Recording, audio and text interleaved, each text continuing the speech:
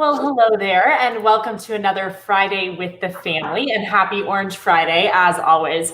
My name is Julia Benbrook, and I am a host with O State TV and have really enjoyed getting to do these Fridays with the family hosted by the Alumni Association. So a huge thank you to them for making this all possible. And today we have another wonderful guest. We will be talking with the Vice President for Institutional Diversity and the Chief Diversity Officer at Oklahoma State University, Dr. Jason Kirksey. Thank you, Dr. Kirksey, for joining us. You're welcome, Julia. Thanks for having me. And before we get started, I do want to remind guests that we want this to be interactive. I do have some questions of my own, but we would love for you to be able to join in. So if you are using the ALC webinar service, you can use the Ask a Question button and participate that way. Or if you're watching on Facebook, you can do that on Facebook. So we have that information up on the screen now, and feel free to join in anytime. They'll be getting me those questions. So as we get started here, Dr. Kirksey, kind of tell me what this has been like for you and your job and this transition during all of this craziness. So, it's obviously created some really opportunities for us to figure out new and, as it turns out, more efficient ways to do things. I've shared with my team that there's a lot of silver linings that's come out of an unfortunate set of circumstances, but ultimately we'll come out on the other side of this better and stronger and more effective than we were before.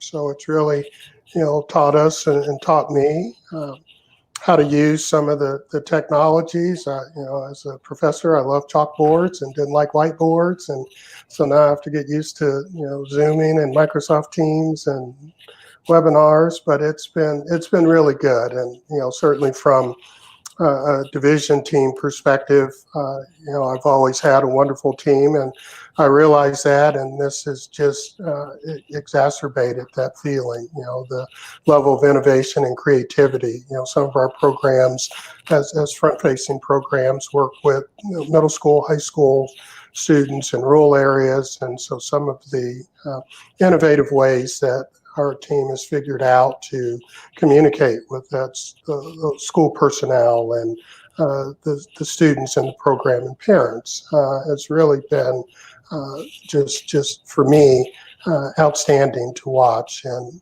certainly makes me even more proud of the team that we have in place. Absolutely. And so tell us a little bit about how you got involved at OSU, how you came into this role, a little bit of your background.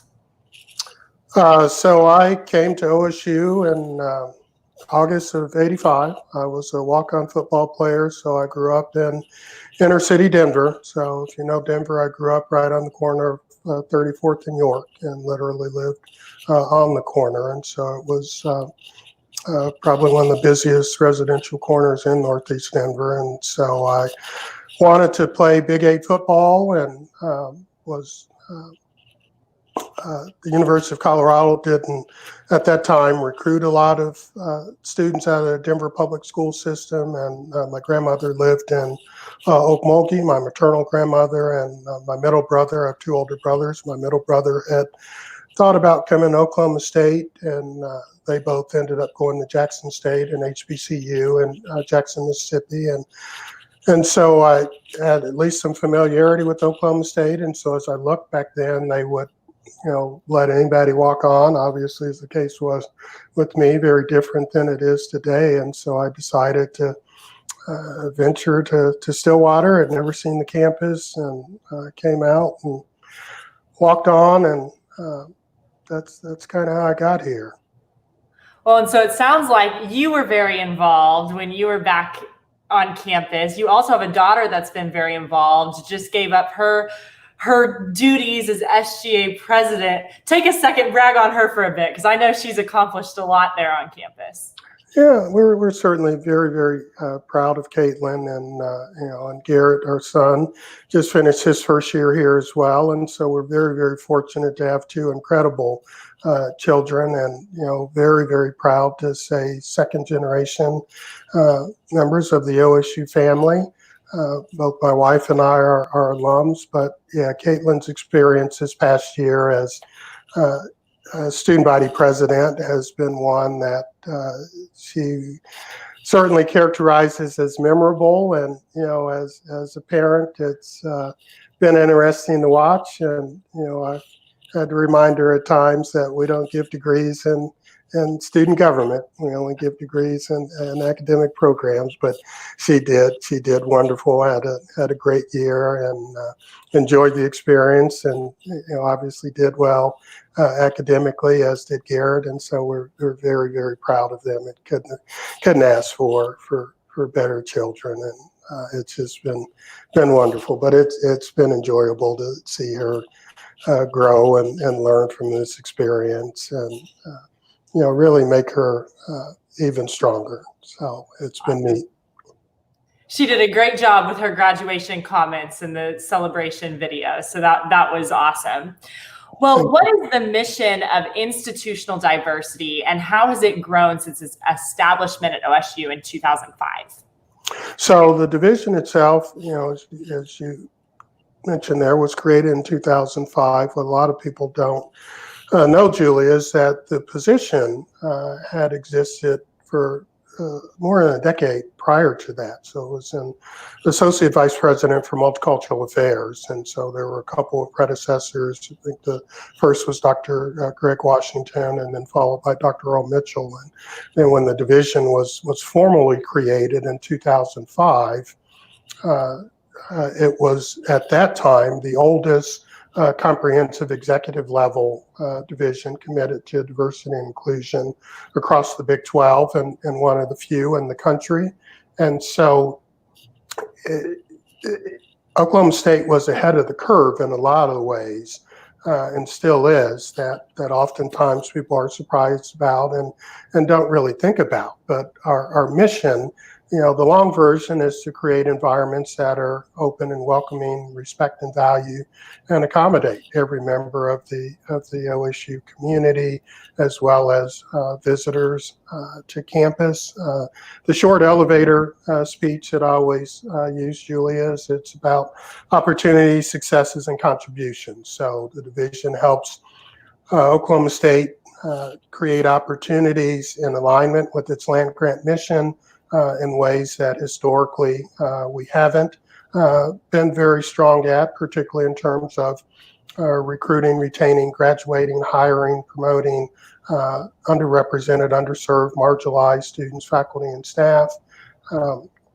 We help facilitate the success of individuals through our programs and more broadly across the institution. We serve, first generation low income students to working with our veterans and foster alumni and everyone in between. And so our mission is really to serve the entire OSU community and work to make it better. I like to call it advancing the community at Oklahoma State. And so we do that and promote and facilitate success. And then finally, graduate students, particularly who are socially, culturally, and globally competent, and really work to create environments that share those same characteristics, and particularly with our students, so they go out into the world and are immediately able to make contributions to both their professional communities as well as their personal communities based on the foundations that we've been able to provide them here at Oklahoma State, particularly through things like having a diversity course requirement on every undergraduate degree sheet, something that is not unique, but is fairly rare at higher institutions across the country. And the fact that our students get that exposure is certainly very, very important. And so, we've grown, we've expanded in terms of the number of programs that we have. Both privately funded programs and government funded programs. And so the division is larger than it was when it started almost 15 years ago. But the fact that we have that structure in place, says something about the strength and sincerity of the institution's commitment to diversity and inclusion, and something that we as members of the OSU family should all be very, very proud of. I agree. And so you touched a lot on students, and I know programs also impact faculty and staff in some ways. Can you tell us a little bit about that? Yeah, so we, certainly as we think about a program like the Oklahoma Lewis Stokes Alliance for Minority Participation Program, our OKLSANT program is a National Science Foundation funded grant program we've had now for 25 years.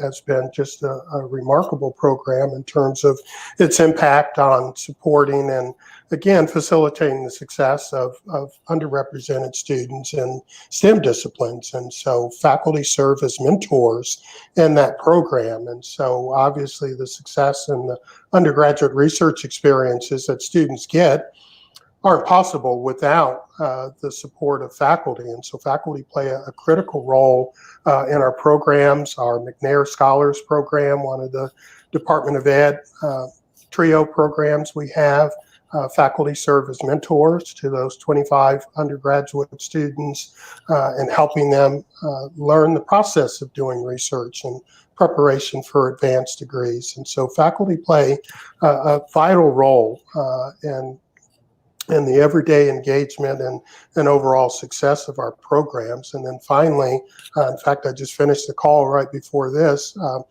we created, my office created what's called an Inclusion Leadership Council, and that includes all of the chairs of our affinity faculty and staff groups. And so we have 8 here at Oklahoma State, and so a lot of institutions still have none. And the fact that we have 8, some of them have been in existence an awfully long time. The Women's Faculty Council, for example, just celebrated its 40th anniversary last year, and was just received a very special recognition. They were one of 38 affinity groups around the country to be recognized as an affinity association of prominence by Insight into Diversity magazine, which of course is the same organization that provides the HEAT Award, the Higher Education Excellence and Diversity Award. And so we're very, very proud of the work that Women's Faculty Council is doing, as well as all of our faculty and staff affinity groups. And so that organization gives us an opportunity to get together and collaborate and share ideas and just become a stronger entity for the advancement of our inclusive environment here at Oklahoma State. And so again, faculty play a very, very important role in what we do. And do you feel like your programs and the diversity group in general has an impact on enrollment? And if so, what does that look like? Yeah, so again, especially as we talk about, Julia, underrepresented, underserved, marginalized students, as parents, particularly as parents of students of color, you want to ensure that your child is coming someplace to an environment that is going to be open and welcoming and certainly promote their ability to be successful and achieve the academic goals that they aspire to. And so the fact that, again, we have an executive level division sets us apart from a lot of institutions. And so as parents and students recognize that becomes a real value. And then just the impact of our programs. And so we've been very, very successful. And as an institution, we've got a commitment that's broad and unwavering, from President Hargis and Provost Sandiver to our Board of Regents and everyone in between, the academic deans. And so that really makes a difference in our ability to be able to attract students and elevate how we're recognized as an institution. Certainly nationally, we're recognized as a national leader and a role model in terms of diversity and inclusion. And a lot of people don't know, unfortunately, especially members of the OSU family, that over the past several years, we are the most highly decorated institution in the nation in terms of nationally prestigious diversity and inclusion awards, period. Not in this category or that category, period. And so that's something that is very, very special about Oklahoma State and about the commitment that we have as an institution regarding diversity and inclusion. And so those become incredible attraction mechanisms to be able to recruit students, and not just diverse and underrepresented, underserved students, all students, because again, the goal is to prepare and equip students to go out into a world that's an ever shrinking world. And as I tell students all the time, especially our engineers and our STEM students, that their competitor isn't necessarily someone at the University of Kansas or the University of Oklahoma or Texas A&M. It's someone in Dubai or Beijing, and we have to make sure we're preparing and equipping our students to go out and not just be competitive, but to be successful. And again, as members of the OSU family, we're doing some things that we all should be very, very proud of, and puts us in a nice place. Yeah. Well, so from your perspective, what would you say some of the major benefits are of having a more diverse campus? Well, diversity makes us better, right? And it's, what I tell people is what I do isn't rocket science. This is, in many ways, Julia, the hardest job I've ever had, just because of, mentally you're always going, but it's also been in a lot of ways the easiest job I've ever had. As we talk to people about advancing our culture of inclusion at Oklahoma State, it really comes down to a lot of the things that we learned. Certainly for me, I was a poor first generation inner city kid from Northeast Denver. And so I went to Head Start, and I'm a product of Head Start and very proud of that. But I learned in Head Start at 3 years old that, you treat people with kindness and be polite and respectful, and you don't make fun of people. And that's really, at the end of the day, what creating a culture of inclusion is really about. I'm a firm believer that, life's not complicated.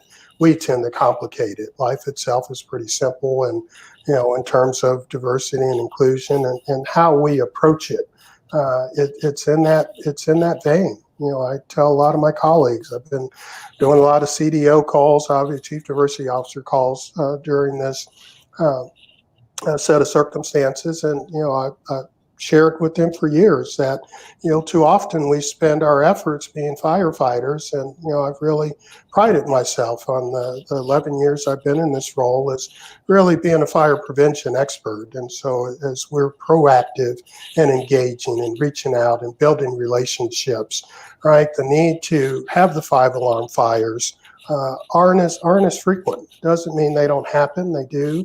But if we're working to be preventative, then they're a whole lot less frequent. And every time the alarm goes off, it isn't a 5 alarm fire. So it doesn't mean that we roll out every piece of apparatus in the battalion. Sometimes people burn the toast, right? Everywhere there's smoke, there isn't always fire. Sometimes people just burn the toast, right? And you open up the window and turn the fan on and reset the smoke detector and keep going. So, it really is.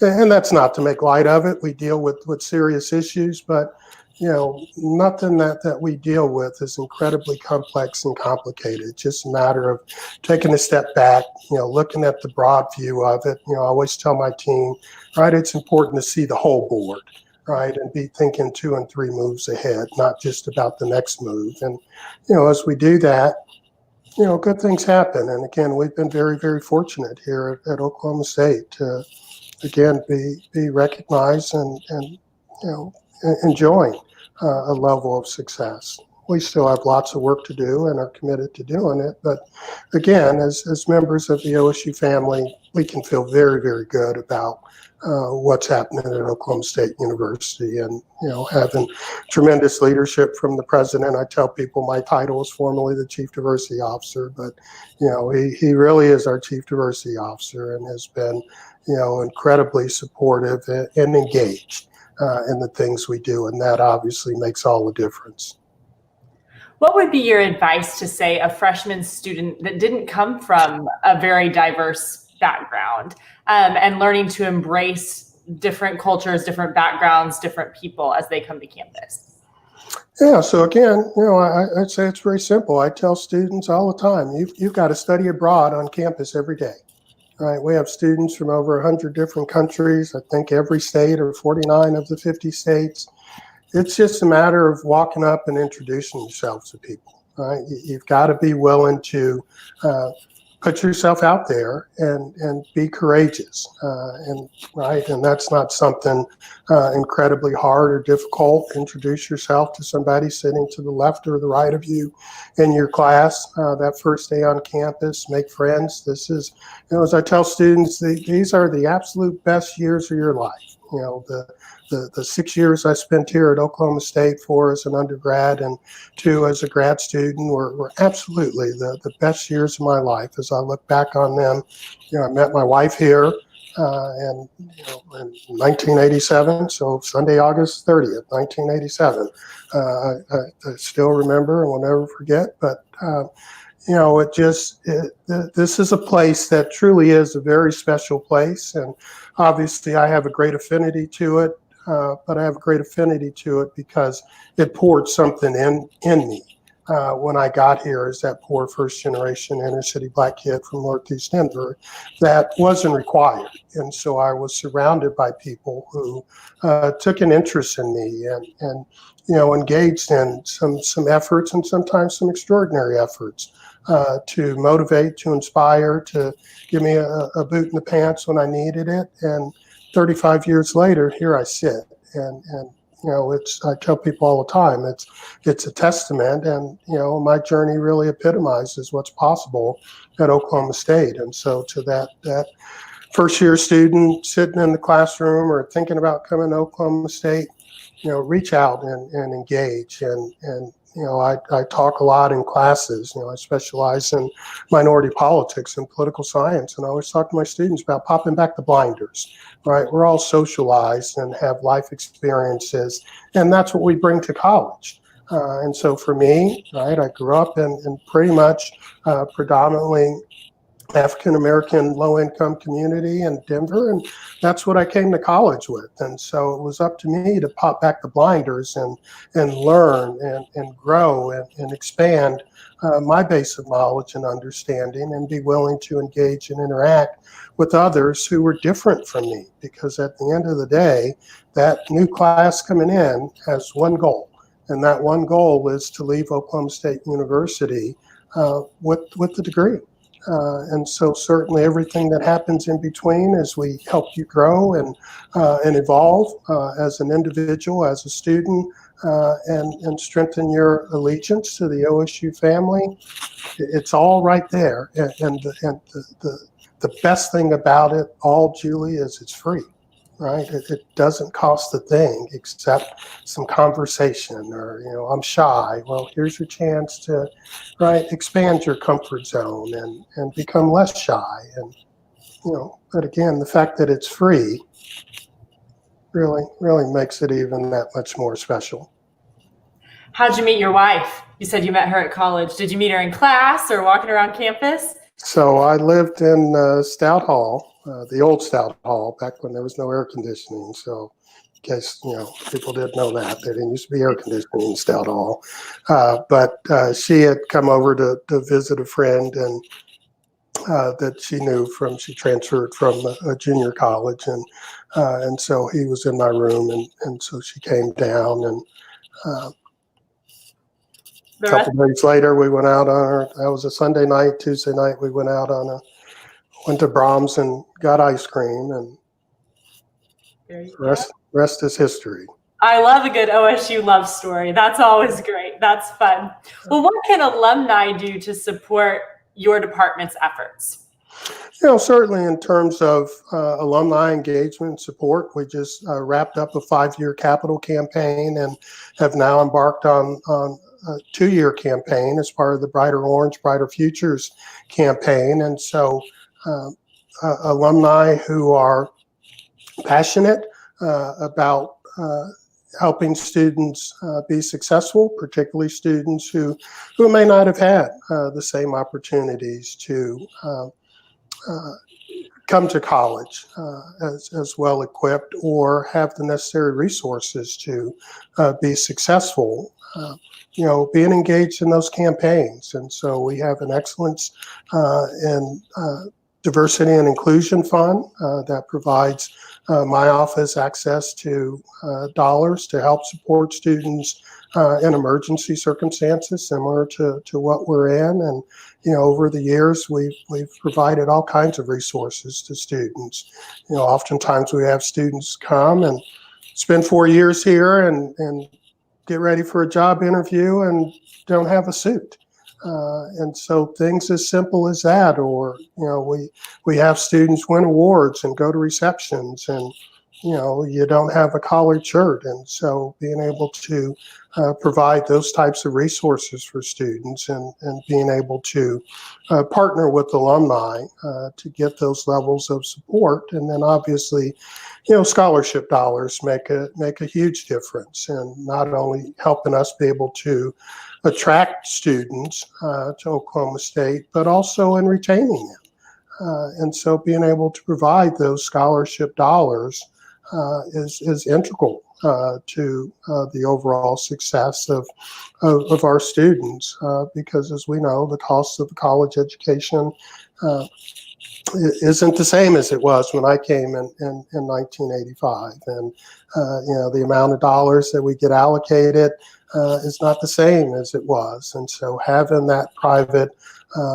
alumni support and friends, right? We take support from friends, alumni. We've got great corporate partners, and but we've got a great story at Oklahoma State, and continue to do some tremendous things. And my goal is, as long as I sit in this role, is continue to push us and elevate us to that next level. And certainly being engaged in capital campaigns and working with the foundation and developing more alumni partners and corporate partners is critical to our success and continued success and growth. And then we have one question coming in from the audience that asks, are American Indian students included in the diversity program?